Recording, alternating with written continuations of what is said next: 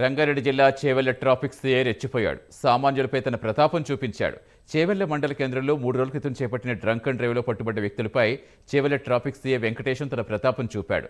Drunk and డ్రైవ్లో పట్టుబడ్డ వారిని కాలుతో తన్నుతూ, చేత్తో కొడుతూ వీరవిహారం చేస్తాడు. ఆయనకు తోడు కానిస్టేబుల్ రెచ్చిపోయి మరీ వారిపై దాడి చేశారు. ఇదేంటిని అడిగితే మరింత రెచ్చిపోయి వారిపై దాడికి పాల్పడ్డారు. ట్రాఫిక్ సీఐ ప్రతాపం చూసిన సామాన్య ప్రజలు పోలీసు తీరుపై ఆగ్రహం వ్యక్తం చేస్తున్నారు. 3 రోజుల క్రితం జరిగిన ఈ ఘటన ఆలస్యంగా వెలుగు చూస్తుంది.